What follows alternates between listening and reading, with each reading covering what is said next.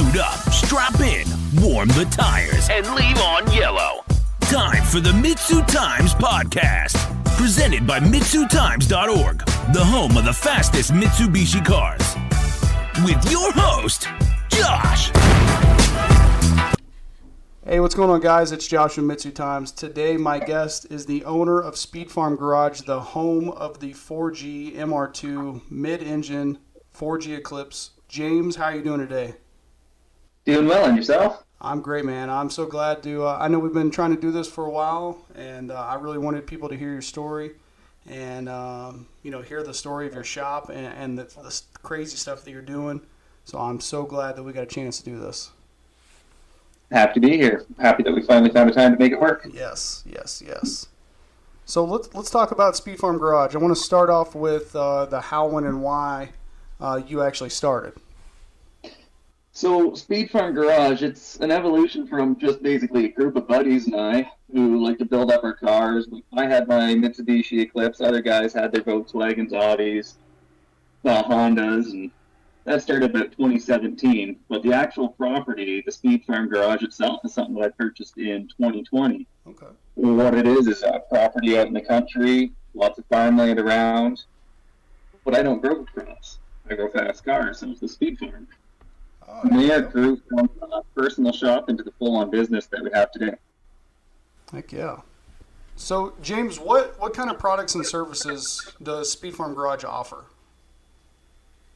So we're working on expanding constantly, but right now we've got some custom fabrication work that we do with steel. We sell engine internal components from over a dozen different suppliers that we have, fuel injectors. We do tuning for the 4G Eclipses. We have 3D printing services. We do custom bushings with that, for example, out of polyurethane. We run that in our cars. We run them on race cars. Then unofficially, we don't charge for this, but we do a lot of diagnostics for people, helping them out and helping people out with figuring out build directions. Okay. So when you say tuning for the 4G, are you talking about with the stock ECU? Are you talking about remote tuning? What kind of tuning solutions do you offer for my 4G Eclipse?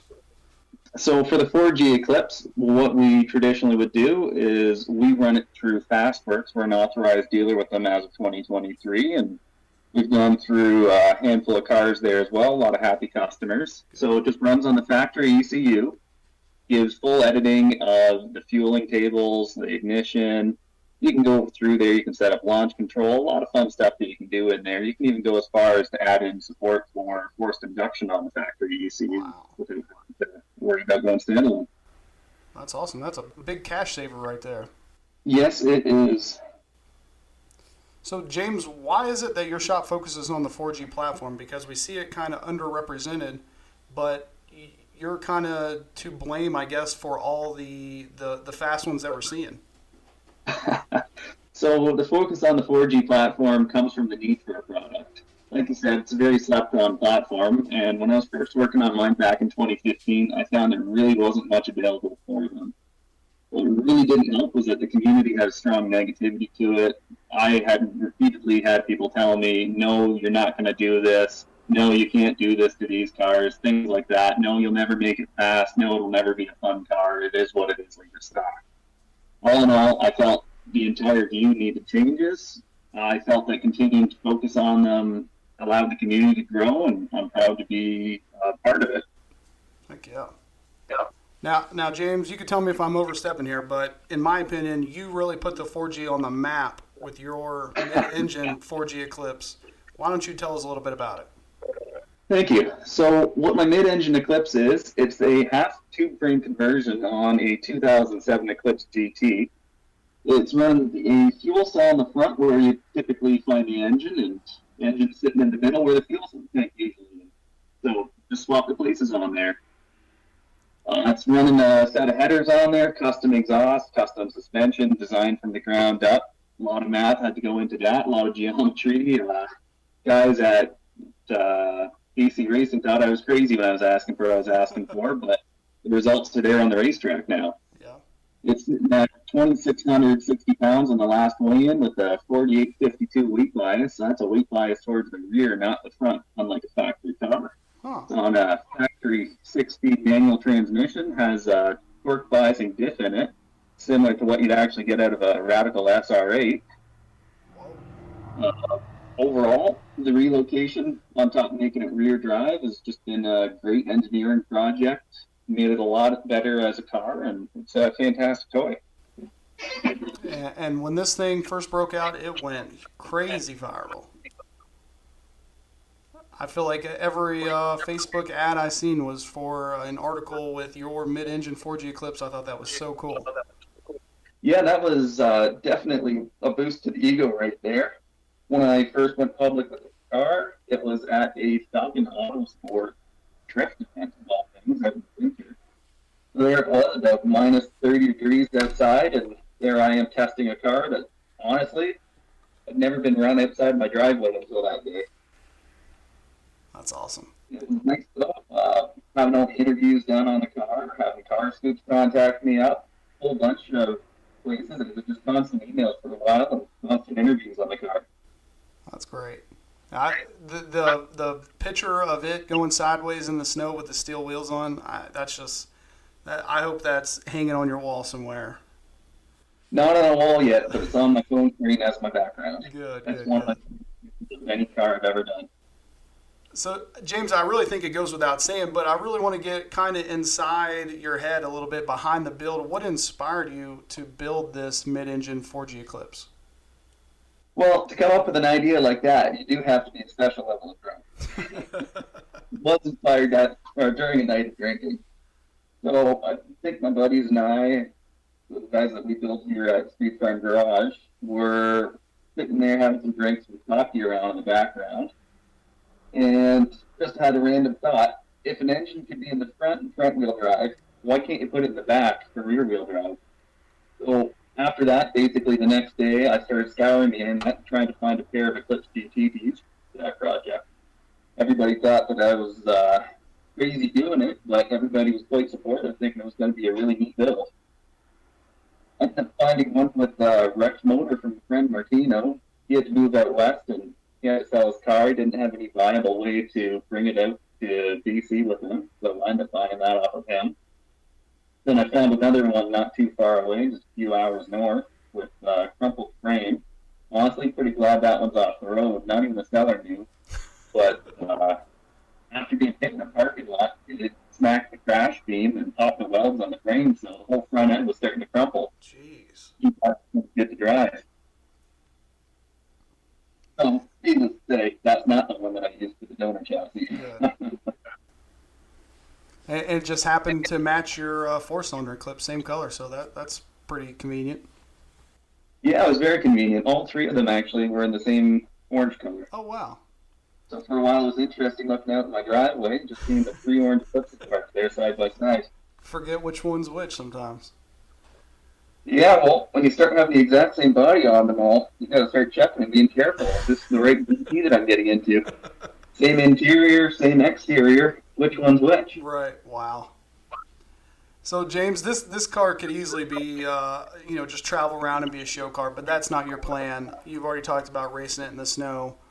What are the goals for this mid-engine 4G Eclipse? So the goal for this one is to find its way to the top of the 4G Eclipse quarter-mile list, but I actually do still retain a lot of street function on it. Love that. The car is fully insured, everything is declared, and with that, I do have to play within the insurance company's limits a bit and have to keep street safety in mind. But overall, it's still used as a platform that I can develop other things off of. And there are plans to add some more power to it. For example, there's plans to go turbocharged on there.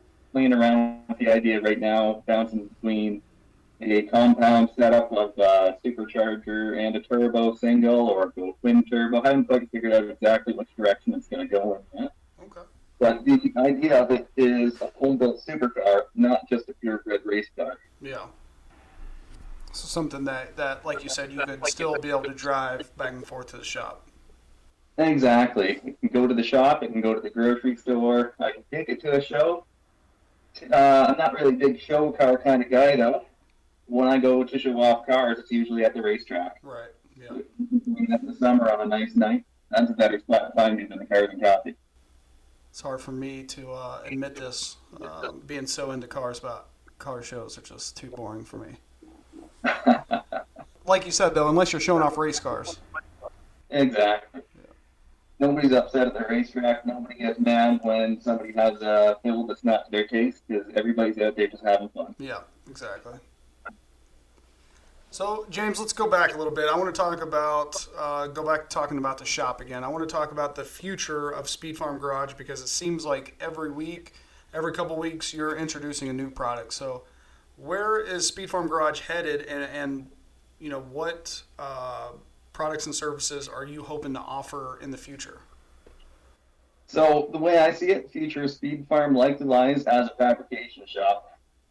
There's no plan to find one car, one area to focus on and only do that, because there's car modders of all walks and everybody has different things that they want. But a common theme that I'm looking for with my products is that something that you can either run at the racetrack or you can run on your daily driver, and it's not going to make the car worse in any way. Everything should be engineered to work. It should function with the stock function of the car. You shouldn't have to detract from what you have to make it into something else. Yeah. Yeah. All too often you get some race coilovers or something like that, and it just turns your street car into a nightmare. Exactly. Like you were saying, with the constant products being released, there's still plans for more products to be coming in. They're branching into other vehicles as well. For example, we've got a lot of ties into the local Volkswagen community. Okay. And with that, we're trying to add things for either the older Volkswagens that don't have the support anymore or the newer ones that haven't had anything yet. It's the guys that don't have anything and don't have the option is what we really want to focus on right now, instead of things that you just go on Amazon and find 50 different ones of it. Similar with the Ford vehicles, the need for a product and helping the community. Yeah. That we're looking for rather than just putting more of something out there. Yep, for sure. Definitely. You know, when you think about, like you were saying with the 4G parts, it's so rare to see anyone but you releasing parts that are not like for showing off your 4G, but for making your 4G better than it came from the factory. Exactly. Now that's the theme that we want to keep with. Yeah, good. So James, I want to talk about your background with Mitsubishi cars. We know that you got we know that you had the 4G with the 4-cylinder. Is that where it all got started for you, or what was the passion that drove you to be into the cars that you're into now? So that GS back in 2015 really caught my eye. Back then, that was actually my first car, and I still have it to this day, and I'm actually daily driving it right now. Awesome. I tore into that car, and that's the one that got me to fall in love with Mitsubishis and with the entire layout and engineering behind them. Heck yeah. Since then, that car has been stripped, raced, rebuilt, converted back into a comfortable, quiet street cruiser. I've got my racing coach. He's got his Mitsubishi Mirage. We're trying to do things with that. I've got friends around who, they've got the Lancer Evolutions. I've sold parts to them. I've gone and played with the cars. Lots of fun there. It's such a huge area that you can get into without leaving a single brand. Oh, for sure, yeah. And then when you're looking between what they've got the medium-sized aspiration with the V6s. They've got a lot of the turbo 4-cylinders. And just Mitsubishi as a company with all their heavy equipment and turbocharging that they do as well, it just leaves so much area where you can just pull parts from anywhere. Right. If you can, there's probably somewhere out there that they've already done a parts bin search, and there's something that you can find. Yeah. It's so easy to fill the gap that you're looking to fill. Exactly. So, James, I wanted to get your perspective because, we've said many times, I'm not going to keep beating a dead horse, but there's so many people out there with a 4G who they don't really know where to get started, let's say. They want to go faster. They're out there doing street races. Maybe they're getting beat up by 5.0 Mustangs or whatever, and they just want to start a build, but they can't find the parts. They don't know where to start. What advice would you give that person so that they can be as successful as they can be with their build? I'd just like to take it start even one more step better. Just before they buy the 4G, have an idea of what their goals are. So it's not a case where the base model is worse and the premium is better. Because the base model GS, it's a better handling car, and if you're trying to go with a turbo setup, it's a much easier one to make power with off the top of. So if your idea is that you want to go out to your local drag strip, that might not be the one. We'll get to that. If you want to go out to Carson Canyons, you're playing on the mountains, you're playing on a race circuit, the GS is definitely a way to go. Yes, if you have the milder goals, it's very easy to find 280, 285 horsepower at the wheels on the GT Eclipses, and with 3,500 pounds, that's not anything to be batting your eyes at. It's very respectable. Yeah. And with that, it'll be as friendly a car as stock. You can take it to work, you can take it to get groceries, school. It's all very attainable. It's something that we can definitely help people out with, and we can provide the tuning to get them there. Now, for an owner who already has a 4G, most important things before you're beating on the car is to keep safety in mind. Not just making sure that the absolute basics are there, but make sure your suspension is actually tight, everything has no movement in it, your brakes are good. And another good one is the timing belt on the engine. Probably hear this on a lot of Mitsubishi engines, but neglect on the timing belt, even though, yes, they can typically go quite a lot farther than what the factory says, it's still something that you want to keep in mind to change, as neglecting it can very quickly end your engine life. Oh, yeah. And be stranded out wherever it is when it breaks. Not a spot where you want to be. So once you've got all your maintenance items and safety figured out, know what your end goal is and be realistic. If you plan to go for a turbo build, work towards a turbo build from the start. There's no sense spending thousands of dollars on parts that won't be used later. If you plan to stay naturally aspirated, don't expect to make over 300 wheel horsepower and have a perfectly comfortable car, but it can be had. You do need a little bit of head work. You can talk to the guys at Brian Crower, for example. They can help you out with custom camshafts, and I've tuned custom camshafts on these already. They definitely respond well to it. It can be done. Just know what your goals are and work towards a goal. Don't let anybody tell you that you can't hit your goal. Just keep working towards that one goal and avoid the distractions. There you go. That's solid advice right there. James, I wanted to say that we're, getting into what I would consider we're going on the upslope of the 6G75. It's starting to be discovered by other people, and we're starting to really see a renaissance for it, more parts being available, more performance parts being available. So we know that the 4G obviously has strengths, i.e. that engine. So, and like you said, the four-cylinder engine's nothing to, you can't just count it out. It's got plenty of potential as well. So what are the strengths and weaknesses of the 4G platform when we know, obviously the power plants themselves have plenty of potential? As a chassis, what I really like about it is that it's a very safe, very rigid chassis. The airflow designs, as I've run a lot of fluid dynamic simulations on these with different changes made to them, it responds very well to them. It doesn't create a whole lot of lift on this car.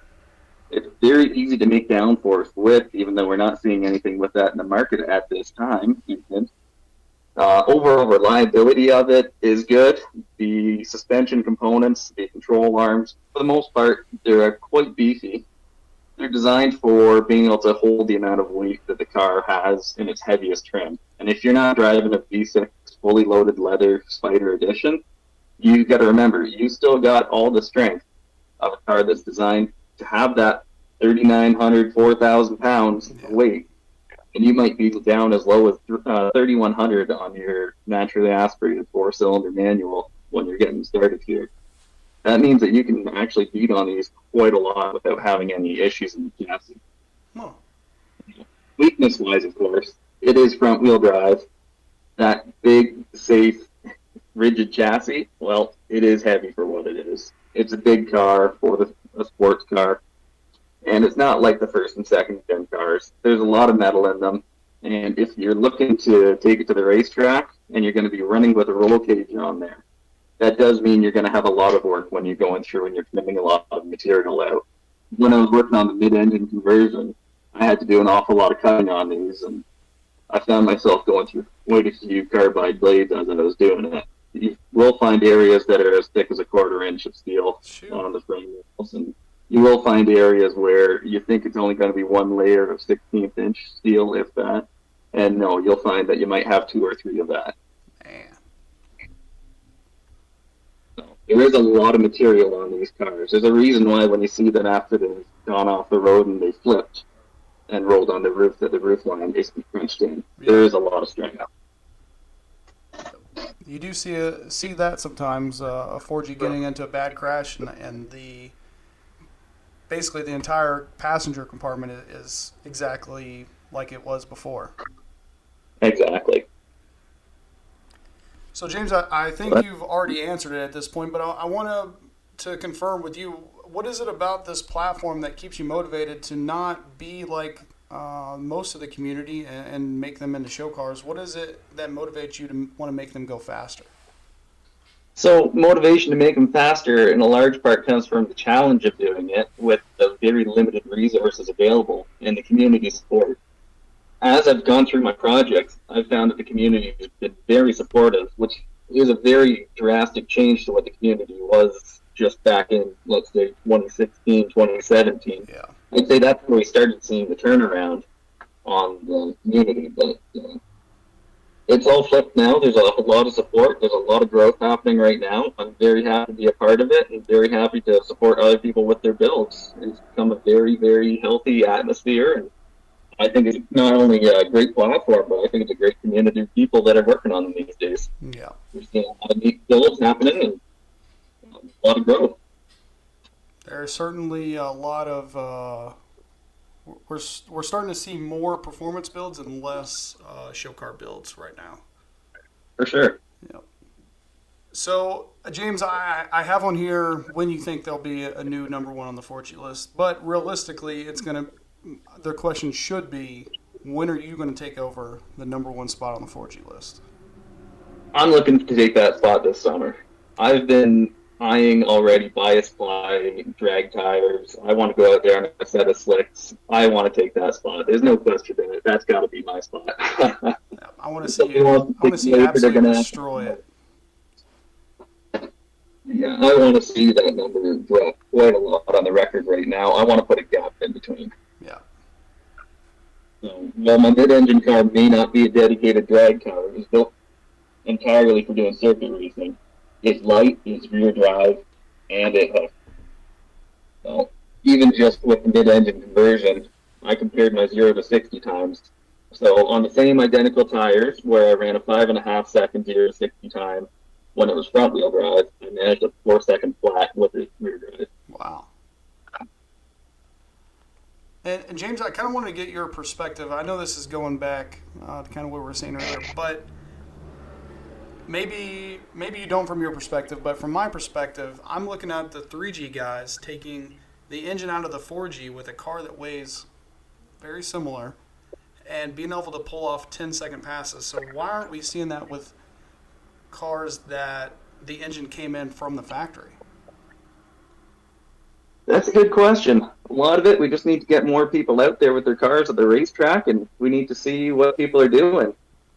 There hasn't been a whole lot of support for any turbo builds on the 6G75 engines, and it was actually very, very rare to see anybody running forced induction until the last couple of years on them. Yeah. But that's something that hopefully we're going to be seeing a big change on. My friend Jason at Auto City Imports is a great guy to talk to if you're looking to do a turbo setup, as he's actually starting to provide a kit for them. Oh, wow. Like an off-the-shelf kit? An off-the-shelf kit ready to go for your 6G75 engine, adding a turbocharger to it and ready to go. And that's something that I've looked at the parts list. It's very respectable parts that are going in there. It's definitely worth what he's asking. Everything about it just looks great, and I'm looking forward to going and doing my first tune on one of those cars with a kit and hopefully prepare something up ready to go for people. So if somebody buys one of those kits, you have instant tuning support ready to go. I'd be able to set you up, and you bolt it on, you flash your ECU, and you go have fun. Time for a party. That's my kind of party right there. So James, you got to have big goals for this year. I mean, you're really getting in the stride of these cars and this product that you're making, or the products that you are making. What are Speed Farm Garage's goals for this year? So the goals for this year are to continue expanding the product line and available tooling. We're trying on a lot of different things right now. We're trying to see what fits and what doesn't. There's local race cars running our parts. As I said, we've got our voice and presence in the local Volkswagen community. So we're trying to expand into other cars as well. But as it stands, we're kind of along for the ride as much as anybody is watching us right now. Yeah. So, James, where can we go out and possibly see this car in action, the Mid-Engine 4G Eclipse? Where can we see it in action at this year, or where can we come and see you and kind of get some knowledge face-to-face? The best spot to find my car, doing what my car does best, is check it out at the racetracks. We got Grand Bend, and we've got the St. Thomas Raceway nearby me. I plan on adding some video footage of the car this year to the Speed Farm Garage YouTube channel, as well as I'd like to do a walk-around video of the car and really give people a proper introduction to it, so it's not just in voice, but you'll be able to actually see what's going on too. We do plan to focus on drag racing this year, as our goal is to get to that top spot on the MitsuTimes list.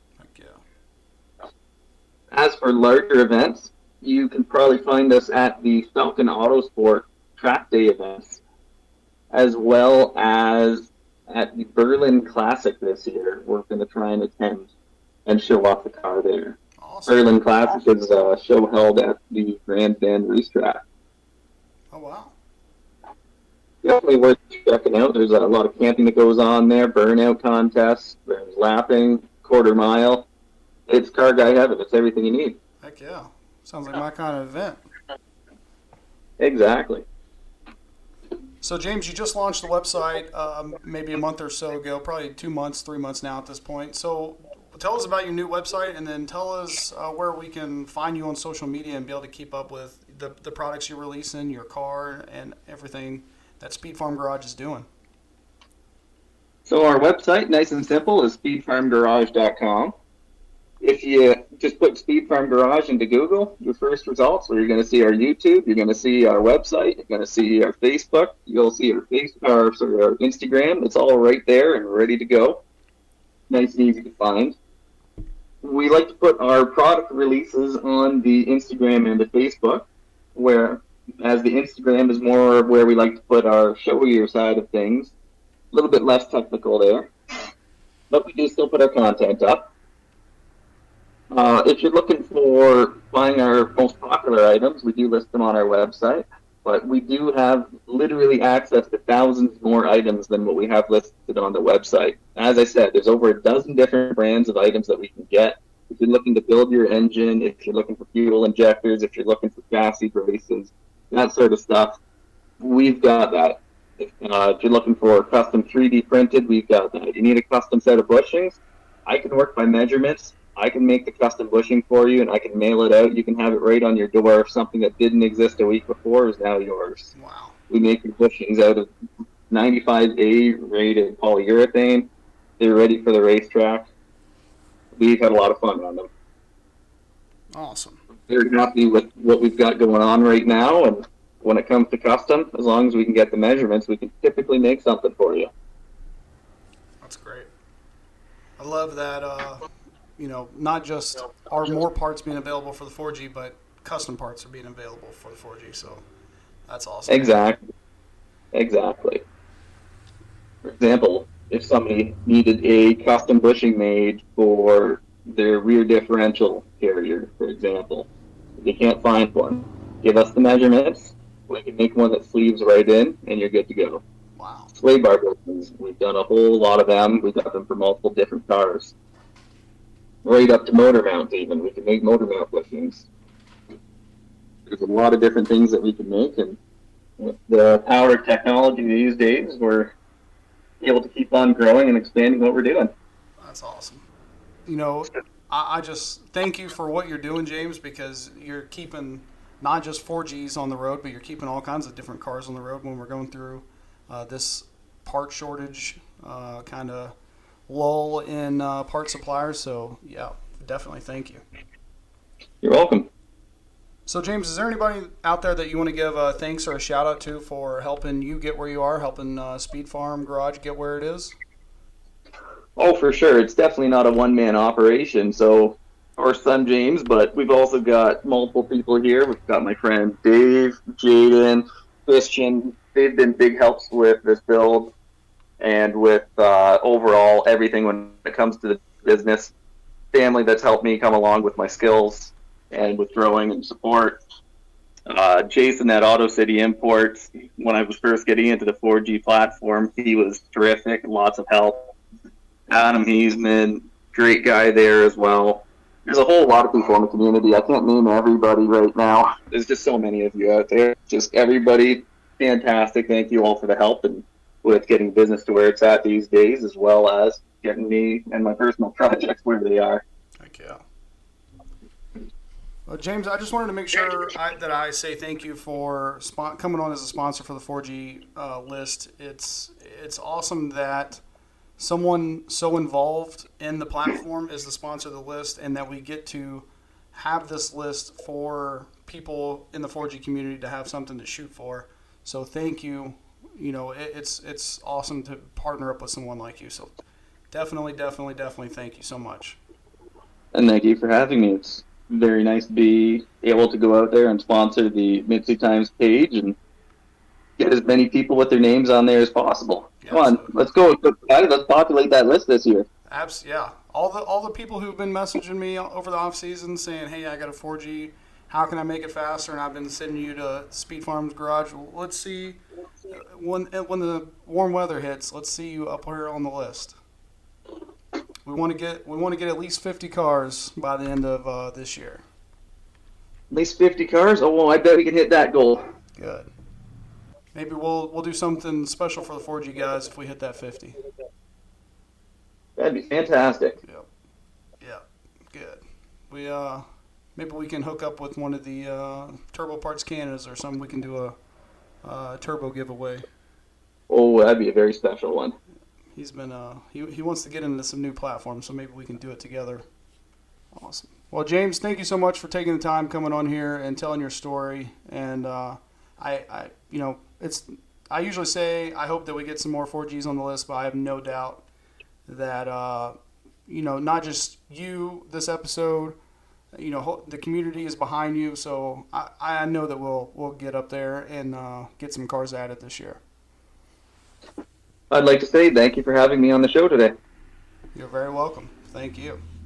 All right. Well, I'm looking forward to that number one update, James. I'll talk to you soon. Sounds good. I'll have to let you know when it happens. All right. You have a great day now. You too. Thank you for listening to the MitsuTimes podcast. Check out our Instagram and Facebook for daily updates. Get added to our list by going to MitsuTimes.org and clicking Submit a Slip. Thank you to all of our sponsors.